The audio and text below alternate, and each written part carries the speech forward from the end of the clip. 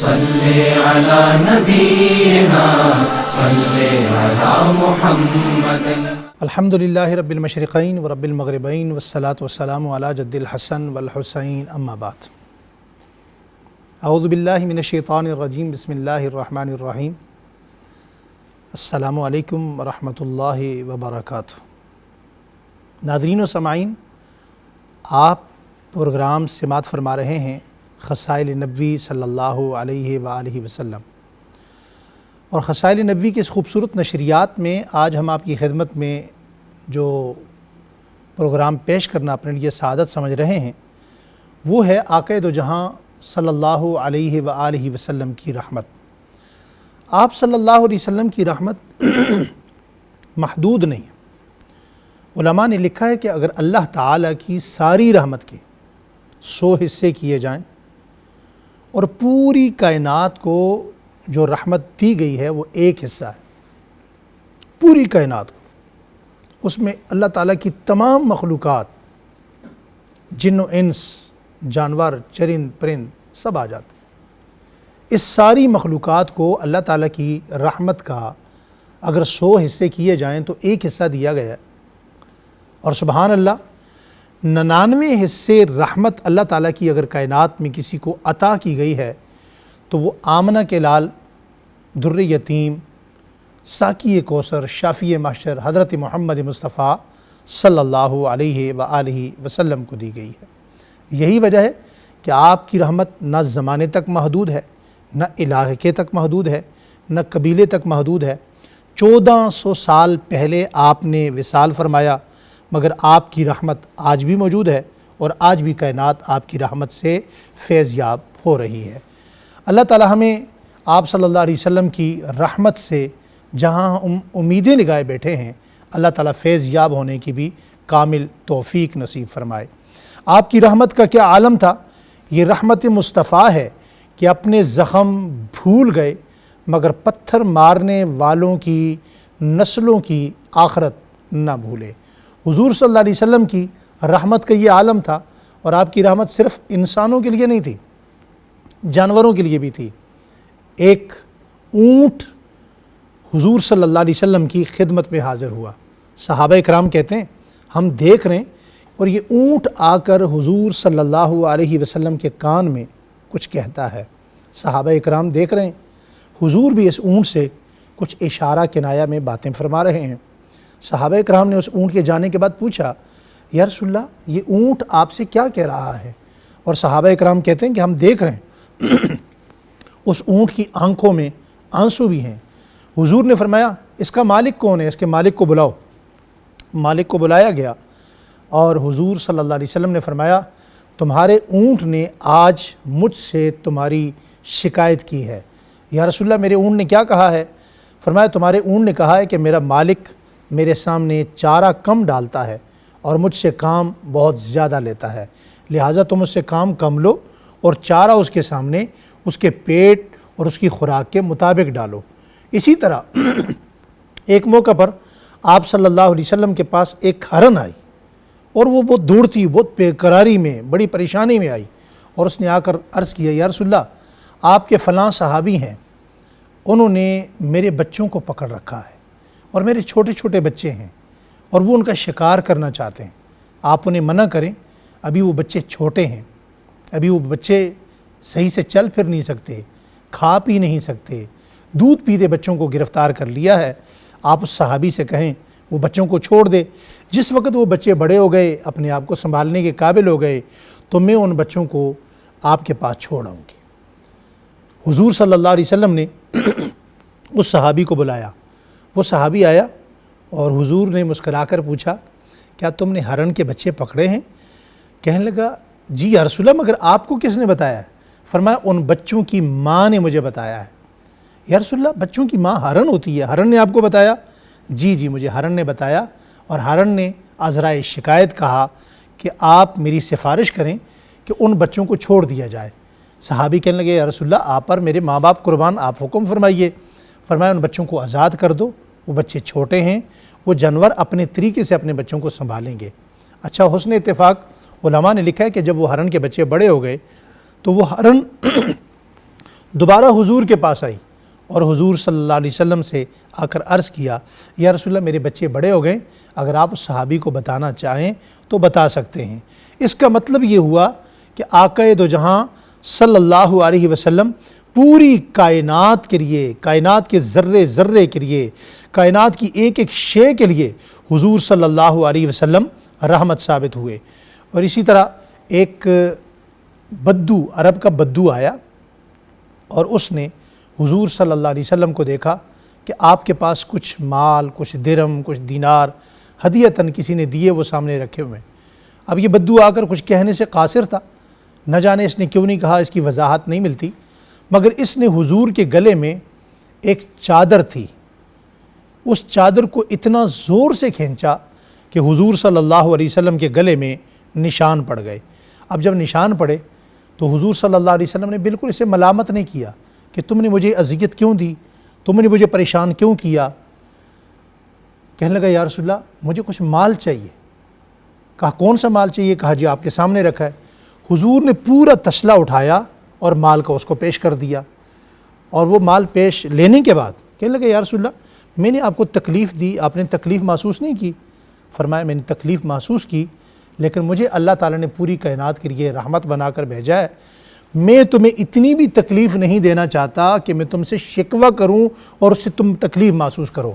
اس نے مال نیچے رکھا اور ہاتھ آگے بڑھائے اور کلمہ پڑھا، اور کلمہ پڑھ کر مسلمان ہو گیا۔ حضور نبی کریم صلی اللہ علیہ وسلم کے پاس غیر لوگ آ کر اپنی شکایت کیا کرتے تھے، جانوروں نے اپنی شکایت کی۔ ایک گو نے، حدیث میں آتا ہے، آپ صلی اللہ علیہ وسلم سے آ کر شکایت کی۔ ایک مرغی آئی، اس نے آپ صلی اللہ علیہ وسلم سے بات کی، آپ کو شکایت کی۔ اور حضور صلی اللہ علیہ وسلم رحمت ہوتے بھی کیوں نہ، کیونکہ قرآن کریم میں اللہ تعالیٰ فرماتے ہیں وَمَا أَرْسَلْنَاكَ إِلَّا رَحْمَةً لِّلْعَالَمِينَ، اے میرے مصطفیٰ پوری کائنات میں جس شے کے لیے میں رب العالمین ہوں، آپ اس شے کے لیے رحمت للعالمین ہیں۔ یہی وجہ ہے کہ یہ وہ رحمت ہے، راستے پہ چلتے ہیں تو بادل آپ پر سایہ کرتے ہیں، یہی وجہ ہے یہ وہ رحمت ہے، راستے پہ چلتے ہیں درخت اور پتھر لڑک لڑک کر آپ سے سلامیاں لیتے ہیں، یہی وجہ ہے کہ آپ کھجور کو ہاتھ ڈالتے ہیں اور کھجور بجائے اس کے کہ آپ کو زحمت کر کے ہاتھ بلند کرنا پڑے، کھجور کا خوشہ چک کر آپ صلی اللہ علیہ وسلم کے ہاتھ میں آ جاتا ہے۔ دوستو، انتہائی افسوس کے ساتھ یہ بات میں آپ کے گوش گزار کرنے لگا ہوں کہ حضور کی رحمت سے جانوروں نے تو فائدہ اٹھایا، مگر آج ہم انسان ہو کر بھی حضور کی رحمت سے فیض یاب نہیں ہو سکتے۔ حضور کی رحمت سے فیض یاب ہونے کا کیا طریقہ کار ہے؟ سب سے پہلا نمبر، جتنا زیادہ زندگی میں ہو سکے آقا دو جہاں صلی اللہ علیہ وسلم کے ساتھ اپنا تعلق مضبوط کیجیے، اور مضبوط کرنے کا طریقہ آپ کو درود پاک کی شکل میں یاد کیا جائے۔ آج حضور نے خود فرمایا البخیل من ذکرت عندہ فلم یصلی علیہ، فرمایا دنیا کا سب سے بخیل ترین انسان وہ ہے جو میرا نام سنے اور مجھ پر درود نہ پڑے۔ آج ہم گلی محلے میں اپنی ریڑھی پر، اپنے ٹھیلے پر، اپنی پروڈکشن کی کتنی تعریفیں لوگوں کے سامنے کرتے ہیں، جھوٹ بھی سچ بھی، مگر کائنات کا سب سے سچا نبی اللہ نے ہمیں دیا، اور اس پر درود پڑھنے کے جو فوائد ہیں وہ کس قدر ہیں۔ فرمایا قرب قیامت سب سے زیادہ میرے قریب کون ہوگا؟ اس کی کوئی اور آپ نے خوبی نہیں بتائی کہ زیادہ نمازیں پڑھنے والا ہوگا، زیادہ روزے رکھنے والا ہوگا، وہ اعمال الگ ہیں، وہ اللہ تعالیٰ کے احکامات ہیں۔ حضور سے پوچھا گیا قیامت میں یا رسول اللہ سب سے زیادہ قریب آپ کے کون ہوگا؟ تو فرمایا جس کا مجھ سے سب سے زیادہ تعلق ہوگا۔ فرمایا یا رسول اللہ آپ کا سب سے زیادہ تعلق کیسے ہوگا؟ فرمایا جو مجھ پر سب سے زیادہ درود پاک پڑے گا کثرت کے ساتھ، وہ سب سے زیادہ میرے قریب ہوگا۔ کوئی دعا ایسی نہیں ہے جو درود پاک کے بغیر قبول ہو جائے۔ تو کیا وجہ ہے کہ اس کائنات کی رحمت سے کائنات کے ذروں نے فائدہ اٹھایا، پتھروں نے فائدہ اٹھایا، پہاڑوں نے فائدہ اٹھایا۔ آپ پہاڑ پہ گئے تو بکریاں اپنی چراگاہ میں چرنا بھول گئیں، سارا دن حضور کا چہرہ دیکھتی ہیں، واپس آتی ہیں، ان کا پیٹ بھرا ہوا ہوتا ہے، مگر ہم نے فائدہ اٹھانا چھوڑ دیا۔ آپ آج درود پاک کی کثرت سے تلاوت شروع کر دیں اور آپ پھر دیکھیں کہ اللہ تعالیٰ کی جو رحمت ہے، حضور کی جو رحمت ہے، رحمت عالم صلی اللہ علیہ وسلم کو اللہ تعالیٰ نے جو فیض دے کر بھیجا رحمت کا، وہ آپ کا اور میرا حالہ کیسے بناتا ہے اور اپنے اندر ہمیں کیسے لیتا ہے۔ آج دنیا میں ہر بندہ اپنے موبائل کے کانٹیکٹس پر فخر کرتا ہے کہ میرے موبائل میں فلاں بھی میرے رابطے میں ہے، فلاں بھی میرے تعلق میں ہے، فلاں بھی میرے تعلق میں ہے، مگر دربار رسالت وہ ہے جہاں 70,000 فرشتے روزانہ درود و سلام کے گجرے لے کر آتے ہیں، دوبارہ ان کا نمبر نہیں آتا۔ قیامت تک یہ موقع اللہ تعالیٰ نے صرف انسان کو اور مسلمان کو عطا کر رکھا ہے کہ وہ جب چاہے درود پڑھے، وہ جب چاہے سلام پڑھے، اپنے نبی پر درود پڑھ کر ہدیہ بھیج دے، مگر مسلمان اس سے قاصر ہے۔ اپنے نمبر پر کانٹیکٹس پر بڑا فخر ہے، مگر اپنے دل میں جو ایمان ہے اور جس نبی پر ایمان ہے اس نبی پر فخر نہیں ہے کہ ہمارے دل میں ہم جس کا کلمہ پڑھتے ہیں، جس نبی کا کلمہ ہمارے دل میں ہے، ہم روزانہ اس پر درود پڑھیں۔ اور درود پڑھنے کا ایک فائدہ اور بھی بڑا ہے، وہ کیا؟ وہ فائدہ یہ ہے کہ کوئی بھی انسان جب حضور پر درود پڑھتا ہے تو حضور نبی کریم صلی اللہ علیہ وسلم نے فرمایا یہ مجھے تحفہ دیتا ہے اور میں ہر تحفے کا بدلہ دیتا ہوں، میں کسی کا بدلہ چھوڑتا نہیں ہوں۔ علماء نے لکھا ہے کہ جب کوئی انسان آقا دو جہاں صلی اللہ علیہ وسلم پر درود پاک پڑھتا ہے اور اس درود پاک کا فائدہ کیا ہوتا ہے، فرمایا حضور اس کا بدلہ عطا فرمائیں گے۔ فرمایا حضور کیا بدلہ عطا فرمائیں گے؟ حضور بدلے میں جو چیز عطا فرمائیں گے، سب سے چھوٹی چیز حضور کی شفاعت ہے۔ یہ الفاظ حدیث کے ہیں، ورنہ حضور کی شفاعت سے بڑی نعمت اس کائنات میں نہ کوئی تھی، نہ کوئی ہے، نہ کوئی ہو سکتی ہے۔ اللہ تعالی ہم سب کو حضور نبی کریم صلی اللہ علیہ وسلم کی رحمت عامہ سے فائدہ اٹھانے کی توفیق نصیب فرمائے۔ آپ دیکھیں کہ حضور صلی اللہ علیہ وسلم کی جو رحمت ہے وہ پوری کائنات کے لیے کتنی عام ہے۔ حضور صلی اللہ علیہ وسلم کے ساتھ جو بیہیویئر مکہ میں رکھا گیا، طائف میں رکھا گیا، شاب ابی طالب کی قید میں رکھا گیا، اس کے باوجود آپ کی کتنی جامع رحمت ہے، کتنی محبت ہے کہ آپ صلی اللہ علیہ وسلم نے پوری زندگی میں ایک موقع پر بھی کبھی شکوہ نہیں کیا، شکوہ کناں نہیں ہوئے۔ یہ آپ صلی اللہ علیہ وسلم کی رحمت کی علامت تھی۔ شاب ابی طالب میں آپ پر ظلم ہوا، قید کاٹی، 3 سال تک آپ اپنی بچیوں سمیت قید میں رہے، پریشان رہے، بھوک اور افلاس گزارا، جس کی وجہ سے حضرت خدیجہ الکبریٰ رضی اللہ تعالیٰ عنہ اتنی بیمار ہوئیں کہ آپ دنیا سے پردہ فرما گئیں، اور اس کے باوجود آپ نے اپنی رحمت خاصہ کے تحت کبھی ایک شکوہ تک بھی ان لوگوں سے نہیں کیا۔ آپ مکہ المکرمہ میں ان رویوں کو دیکھ لیں جو 13 سال تک آپ صلی اللہ علیہ وسلم سے برتاؤ کیا گیا، مگر آپ اس کائنات کی رحمت تھے۔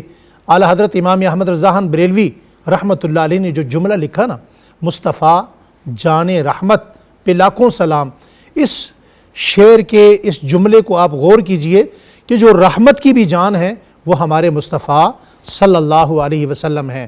یعنی رحمت بھی فائدہ مند اس وقت ہوتی ہے، فیض یاب اس وقت کرتی ہے جب اس کا تعلق رسول اللہ صلی اللہ علیہ وآلہ وسلم سے جڑتا ہے۔ اللہ تعالی ہمیں حضور صلی اللہ علیہ وسلم کی رحمت سے فائدہ اٹھانے کی توفیق نصیب فرمائے۔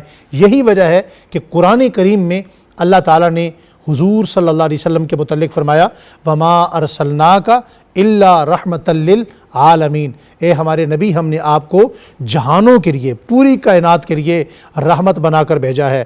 اور آپ دیکھیں کہ حضور رحمت کہاں کہاں اپنی امت کے لیے نہیں ہے۔ آپ جس وقت دنیا سے جانے لگے، پردہ فرمانے لگے، تو اس وقت حضرت جبرائیل آئے حضرت اسرائیل کے ساتھ، تو اس وقت پوچھا گیا یا رسول اللہ آپ دنیا سے جانا چاہتے ہیں؟ کائنات کے اندر یہ واحد ہستی ہیں جن سے پوچھا گیا، ان کے علاوہ کائنات میں کسی سے اجازت نہیں دی گئی، ڈائریکٹ موت کا فرشتہ آتا ہے اور روح لے جاتا ہے۔ مگر حضور سے پوچھا گیا، اللہ تعالیٰ نے کہا میرے نبی سے پوچھنا، اگر میرے نبی آنا چاہیں تو میرے نبی کو لے آنا، اور میرے نبی نہ آنا چاہیں تو ان کو نہ لانا۔ حضور سے پوچھا گیا، اس موقع پر بھی حضور کی رحمت کیسی ہے؟ حضور اس موقع پر بھی فرماتے ہیں حضرت جبرائیل سے، مجھے پہلے یہ بتائیے کہ میری امت کے معاملے میں میرے رب کا فیصلہ کیا ہوگا۔ حضرت جبرائیل دوبارہ آسمان پر جاتے ہیں اور پوچھ کر واپس آتے ہیں اور اللہ تعالیٰ فرماتے ہیں اے میرے نبی صلی اللہ علیہ وسلم اگر آپ آنا چاہیں تو تشریف لے آئیں، ہم آپ کی امت کے معاملے میں قیامت کے دن آپ کو راضی کر دیں گے۔ حدیث مبارکہ میں آتا ہے قیامت کے دن آقا سجدے میں ہوں گے اور سجدے سے سر اٹھانے کا آپ کو حکم ہوگا، محبوب سجدے سے سر اٹھائیے، آپ کیا چاہتے ہیں؟ فرمایا یا رسول اللہ کہیں گے اے اللہ میں اس وقت تک راضی نہیں ہوں گا جس وقت تک میرا آخری امتی بھی جنت میں نہیں چلا جائے گا۔ اندازہ کیجئے جس نبی کو ہم بھولے وہ آسمان پہ ہمیں نہیں بھولے، وہ دعاؤں میں ہمیں نہیں بھولے، وہ التجاؤں میں ہمیں نہیں بھولے، وہ غم میں ہمیں نہیں بھولے، اور ہم ہیں کہ ہم لاکھوں خوشیوں میں بھی اپنے غم میں اپنی خوشیوں میں اس نبی کو بھلائے بیٹھے ہیں۔ اللہ تعالی ہمیں اپنے نبی پاک کی کامل محبت نصیب فرمائے اور آپ کے قدمین نالین پر آنے کی توفیق نصیب فرمائے۔ السلام علیکم ورحمۃ اللہ وبرکاتہ۔ صلی علی نبینا صلی علی محمد